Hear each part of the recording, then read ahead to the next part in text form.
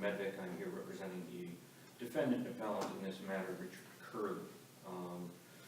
Richard Curley was convicted of 2 counts of complicity to ag robbery, felonies of the first degree, and we've raised several issues on appeal, assignments of error concerning failure to suppress information, as well as the evidentiary issues concerning sufficiency and manifest weight. I would indicate that the bulk of my time will be spent on the evidentiary issues here. And with that, forgive me, cannot read a thing.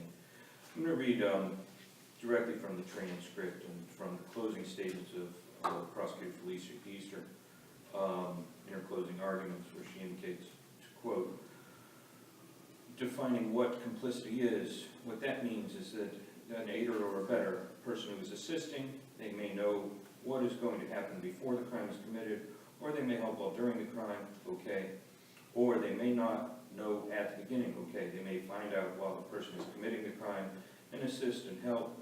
You are an aider or an abettor. You are held just as guilty, and you are just as guilty as the principal. And the last part of that, after the fact. So, what that means is the aider or abettor may not know that what they are doing ahead of time. They may not even know what they are doing when they are committing a crime, but when they come back to you after the fact, and you know what they are doing, and you help or assist, you are an aider or an abettor. That is so important. You don't have to know at the beginning, you don't have to know while they are doing it, but after the fact, if you learn then, you are an aider and abettor. And what's that mean? You are held to the same standard. You are just as guilty of everything as the principal person. With that definition, the state has proved beyond a reasonable doubt that Richard Curley is an aider or abettor, that he knew what was going on. Well, he was the getaway driver. I have 2 questions for you. Yes. Yeah, go ahead. You want to finish something up? You can finish. I am. You were ready to go. That is about when I am done. Okay? Thank you. Was there an objection made to any of that during final argument? I do not believe that there was. And was the, I'll use your term, instruction that Prosecutor Easter gave, did that mirror the instruction given in the jury instructions, or was the jury instruction different? I would say that it does not, and there is a distinction in the OGI, and because I would state that this is an egregious misstatement of the law in Ohio. And no, it was not objected to at trial. In this closing argument, which I believe is an interpretation of the law, is inaccurate. I believe that that has been held quite clearly. What she has stated is the definition of accessory after the fact, and that has been held repeatedly, and for 50 years at least. I can point back to citations in my brief, that there is no criminal liability for accessory after the fact in this case. And obviously I did not raise a plain error or an ineffective argument here regarding that. What the OGI does say is that in proving complicity, but that still has to be complicity during the act of the crime, you can use evidence of actions taken before, during, or after the offense occurred.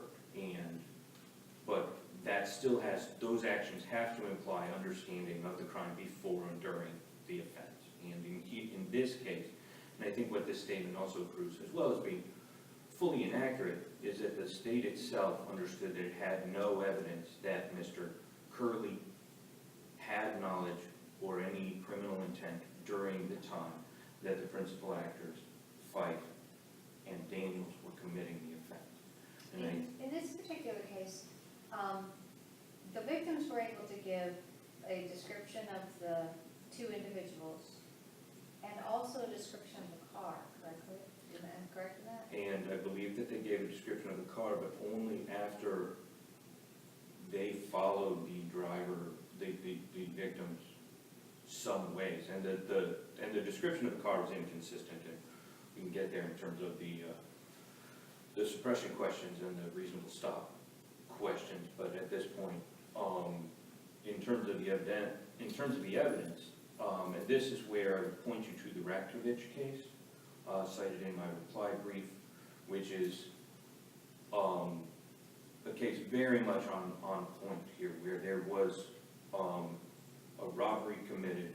There was a driver of a vehicle out front. This was a case of a person who, the Brakovich case, a person goes into a kid goes into Best Buy, I believe it's a Best Buy computer store, steals several iPads, comes out, tells his mother then, I have just robbed this store, drive away, and she does. That was held to be accessory after the fact. He had no knowledge of the offense at the time. She did drive away, but she is not complicit in that robbery in any way, and that is the holding out of that Brakovich case. And that is the situation here, as proven by the state, that there is no evidence of communication between Mr. Curley and the principal actors in this case. There's communication, there were phone records put in for Mr. Morris, who there's no indication of communication between Mr. Morris and Mr. Curley. Mr. Morris does not testify on behalf of anyone regarding whether those communications conveyed knowledge of why Mr. Curley was there, why Mr. Curley was driving the car. Yes. Does he act after the fact in a way that is criminal? Does he commit probably obstructing justice? Does he commit offenses in terms of what is going on in the vehicle, in terms of hiding the weapons, in terms of not stopping in a timely manner? Arguably, yes, but are those things complicity to robbery? Absolutely not. There is, the robbery itself terminated at the time the Daniels and Fife took the goods and walked away from the victims. And in that case, at that point, without prior knowledge, without prior involvement, without evidence of criminal intent, Mr. Curley, even if they were running toward the car at that point, saying, hey, we stole all this stuff, drive, drive, drive, I believe that the evidence shows that that is not complicity to robbery. If he did not have knowledge and was not actively involved in this, in aiding and abetting, in making this case, these robberies, and there is no evidence in the record, and I believe the appellee's brief speaks only in terms of a getaway driver, not in terms of an understanding that he would be the getaway driver, not in terms of having some predetermination that he was there to do that. And there's a complete absence of evidence of his involvement in this case prior to being the driver of that vehicle. And it is reasonable to assume that Morris, Fife, and Daniels could have all been involved in this and not let Mr. Curley know why he was there until after the fact. There is no evidence, and it is the state's burden to prove this, obviously, beyond reasonable doubt, let alone in the complete absence of evidence of any involvement by Mr. Curley prior to this act of driving after the fact. And with that, I would argue that there is a minimum insufficiency, certainly of the manifest weight of the evidence demonstrates that Mr. Curley did not have sufficient knowledge, and if they relied upon the statements of the prosecutor in closing as to what constituted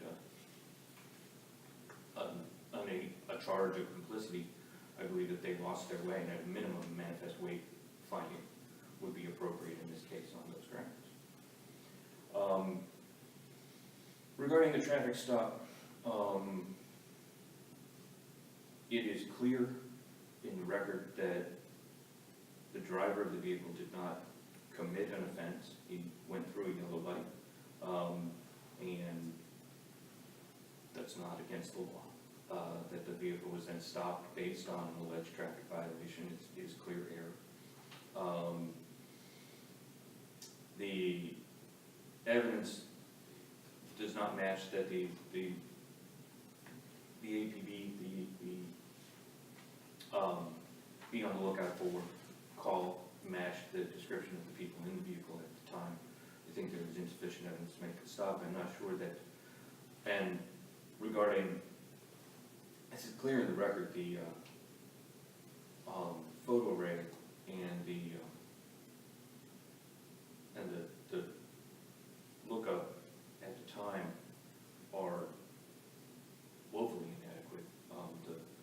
The parties don't even fully recognize, they can't acknowledge whether one of the victims is male or female, or one of the suspects is male or female. They're given a photo array that does not match the requirements of the law. those things, those are sidelights to the fact that Mr. Curley was not a actor in this case, that he was not a complicit actor in this case, and that all of the evidence points to him being, at worst, an accessory after the fact, and perhaps committing other crimes for which he was not charged, including obstruction of official business and obstruction of justice. If there are no other questions,